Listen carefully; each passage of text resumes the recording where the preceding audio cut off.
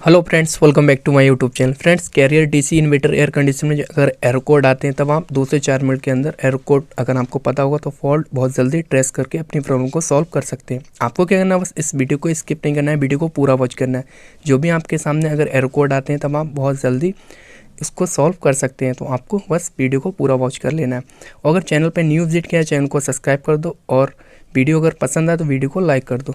Time waste ना करते हुए वीडियो करते हैं start. Carrier DC inverter air conditioner में अगर E1 का एरर कोड शो होता है तो वहाँ पे इंडोर में जो पीसीबी लगी होती है उस पीसीबी में फॉल्ट होता है। कोई कंपोनेंट अगर ख़राब है या फिर पीसीबी सप्लाई और प्रॉपर तरीके से नहीं कर रही, तब ये एरर कोड आता है E1 का। तो आपको क्या है, पीसीबी को चेकआउट कर लेना। अगर पीसीबी में सप्लाई की दिक्कत है या फिर अदर कोई कंपोनेंट ख़राब है तब आप उसको रिपेयर कराएं, वरना आपको रिप्लेस करना पड़ेगा। आपकी प्रॉब्लम सॉल्व हो जाएगी। नेक्स्ट एरर कोड है, अगर carrier DC inverter air condition में E2 का एरर कोड शो होता है तो वहाँ पे क्या है, आपका जो पावर प्लग होता है वहाँ पे क्या है, सप्लाई और इंडोर को प्रॉपर तरीके से नहीं मिलती है, तब ये E2 का एरर कोड शो होगा। तो वहाँ पे आपको सप्लाई को चेकआउट कर लेना है कि वहाँ पे हो सकता है न्यूट्रल नहीं मिलता हो या फिर फेस वायर कहीं से कट हो। तो अगर 220 से 230 सप्लाई नहीं मिलेगी तो वहाँ पे ये एरर कोड शो होगा। तो आप इस चीज़ को स्टेप बाय स्टेप चेकआउट कर लें, आपकी प्रॉब्लम सॉल्व हो जाएगी। नेक्स्ट एरर कोड है, अगर carrier DC inverter air condition में E3 का एरर कोड शो होता है तो वहाँ पे क्या होता है, आपके आउटडोर यूनिट में एक मोटर लगी होती है। अगर मोटर की स्पीड स्लो है तब ये दिक्कत आएगी कि वहाँ पे एरर कोड शो होगा E3 एरर कोड, ठीक है। क्योंकि वहाँ पे क्या होता है, अगर हीटिंग प्रॉपर तरीके से नहीं लेके गई तब ये दिक्कत आती है। तो वहाँ पे आपको उस मोटर को चेकआउट कर लेना है कि मोटर की वायर तो नहीं कटी है, फिर मोटर की जो वेंडिंग है वो तो शॉर्ट नहीं हो गई। अगर मोटर प्रॉपर तरीके से नहीं चलेगी तब ये दिक्कत आएगी। तो आपको क्या है, स्टेप बाय स्टेप ये सारी चीज़ चेकआउट कर लेना है। और एक चीज़ और भी है, आपको ध्यान रखना है, अगर आपकी मोटर भी ठीक है, सब कुछ ठीक है, तो उसके बाद आपको चेक कर लेना है कि आपका जो आपका रेफ्रिजरेंट है, आपका एयर कंडीशन है, वो चोक नहीं होना चाहिए। अगर चोक होगा वहाँ पे क्या हेड प्रेशर बहुत ज़्यादा बढ़ेगा और हीटिंग नहीं निकल पाएगी, फिर एरर कोड ये आएगा। तो आपको ये दोनों चीज़ चेकआउट कर लेना, आपकी प्रॉब्लम सॉल्व हो जाएगी। नेक्स्ट एरर कोड, अगर कैरियर के डीसी इन्वर्टर एयर कंडीशन में E4 का एरर कोड शो होता है तो वहाँ पे क्या होता है, कंडेंसर लगा होता है, ठीक है। कंडेंसर के जस्ट पास में एक सेंसर लगा होता है जिसे हम कंबाइंड टेम्परेचर सेंसर बोलते हैं। वो सेंसर क्या करता है, बाहर के टेम्परेचर को सेंस करके उसके बाद जो मोटर अंदर लगी होती है आउटडोर यूनिट में, उस मोटर को कमांड देता है। अगर बाहर का टेम्परेचर बहुत ज़्यादा हीट है, बहुत ज़्यादा मतलब गर्मी है, उस समय क्या होगा, वो सेंसर जो होगा वो कमांड देगा मोटर को। मोटर क्या होती है, अपनी स्पीड बढ़ा देती है इन्वर्टर मॉडल में, ठीक है, ये होता है। तो वहाँ पे क्या, अगर आपका सेंसर सर्विस के दौरान जैक निकल जाता है तब ये दिक्कत आती है कि वहाँ पे एरर कोड शो होता है आपके इंडोर यूनिट में E4 का। आप जब सर्विस करते हैं तो बाय मिस्टेक वो लगाना भूल जाते हैं, तो आप उस सेंसर को जैक को चेक कर लें कि जैक प्रॉपर तरीके से अटैच होना चाहिए। अगर जैक में लूजिंग हुई तब भी ये एरर कोड होगा, या फिर आपका वायर कट जाता है तब ये दिक्कत आती है, या फिर आपका जो सेंसर होता है वो शॉर्ट हो जाता है तब ये दिक्कत आती है।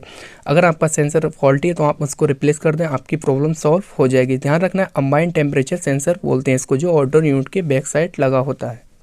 नेक्स्ट एरर कोड है, carrier DC inverter air condition में अगर E5 का एरर कोड शो होता है तो वहाँ पे क्या होता है, इंडोर में जो रूम टेम्परेचर सेंसर लगा होता है वो फॉल्टी होता है। अगर आपके रूम टेम्परेचर सेंसर का जो जैक होगा वो लूज होगा, या फिर जैक आपका निकल गया होगा पीसीबी से, या फिर जैक के वायर कट गए होंगे तब ये दिक्कत आती है, या फिर आपका जो सेंसर होता है वो फॉल्टी होता है, शॉर्ट हो जाता है, तब ये दिक्कत आती है। आपकी डिस्प्ले पे E5 का एरर कोड शो होगा। तो आपको क्या है, इस सेंसर को चेकआउट कर लेना है, जो रूम टेम्परेचर सेंसर होगा, या फिर रूम टेम्परेचर सेंसर रूम के टेम्परेचर को सेंस नहीं करता है तब ये दिक्कत आती है। तो स्टेप बाय स्टेप आपको ये सारी चीज़ चेक कर लेना, आपकी प्रॉब्लम सॉल्व हो जाएगी। नेक्स्ट एरर कोड है, carrier DC inverter air condition में अगर E6 का एरर कोड शो होता है तो वहाँ पे क्या होता है, कॉइल टेम्परेचर सेंसर लगा होता है। जो एपोरेटर होता है वहाँ पे क्या होता है, एक कॉइल टेम्परेचर सेंसर लगा होता है जो जस्ट कॉइल से अटैच होता है। तो उस सेंसर को आपको चेकआउट कर लेना है। अगर वो सेंसर सेंस नहीं करेगा कूलिंग को तब ये दिक्कत आती है। तो आपको सेंसर का जैक चेक कर लेना है। अगर चूहे वगैरह वायर काट देते हैं तो आप उसको देख लें, या फिर सेंसर आपका शॉर्ट हो गया तो उसको आप रिप्लेस कर दें, आपकी प्रॉब्लम सॉल्व हो जाएगी। जो कॉइल टेम्परेचर सेंसर है, जो एरर कोड आ रहा है E6 का, वो एरर कोड रिमूव हो जाएगा। जो भी प्रॉब्लम है आप उसको देख लें अपने अकॉर्डिंग और आपकी प्रॉब्लम सॉल्व हो जाएगी।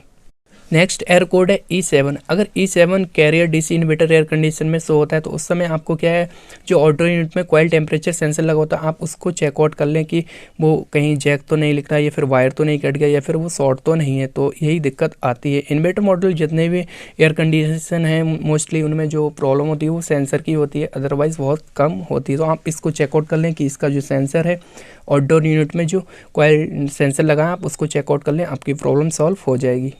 नेक्स्ट एयर कोड है carrier DC inverter air condition में अगर E8 का एयर कोड शो होता है तो वहाँ पे क्या होता है, जैसे कि अभी क्या है सर्दी है या फिर गर्मी है, तो उस समय क्या होता है, अगर आपका रिमोट से मोड चेंज हो जाता है, जैसे कि अगर गर्मी चल रही है उसमें क्या है हीटिंग मोड पे आ गया है, तब एयर कोड शो होता है। तो आपको उस कंडीशन में क्या करना है, आपको जो रिमोट है रिमोट की सेटिंग को रीस्टार्ट कर देना है, रीसेट कर देना है, उसके बाद दोबारा आपको ऑन करना है। ठीक है, अगर आप मोड बार बार चेंज करते हैं तब भी ये एयर कोड E8 का शो होता है। तो आपको बस कुछ नहीं करना है, आपको बस रिमोट से सेटिंग को रीसेट कर देना है, आपकी जो प्रॉब्लम है वो सॉल्व हो जाएगी।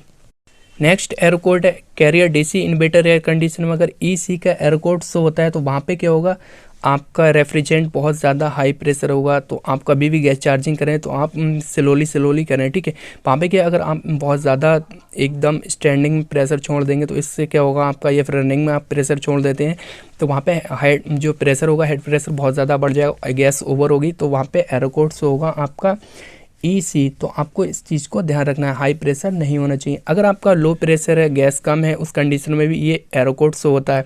ये फिर आपकी रेफ्रिजरेंट कहीं से लीक है फिर भी ये एयर कोड शो होगा। तो आप तीनों कंडीशन में आप ये एयर कोड शो होगा, आपको तीनों को स्टेप बाय स्टेप चेक कर लेना चाहिए। अगर आपका गैस ओवर होगा फिर भी ये एयर कोड होगा, अगर गैस कम होगा फिर भी एयर कोड यही आएगा, और अगर आपकी रेफ्रिजरेंट कहीं से लीक होगी फिर भी EC का एरर कोड शो होगा। तो आपको क्या स्टेप बाय स्टेप ये सारी चीज़ चेक कर लेना, आपकी प्रॉब्लम सॉल्व हो जाएगी।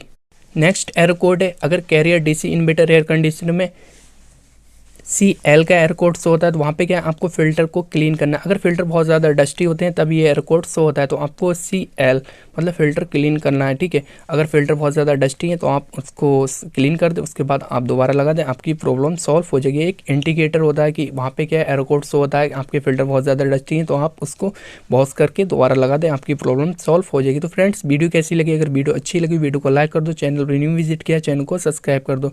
Thank you for watching.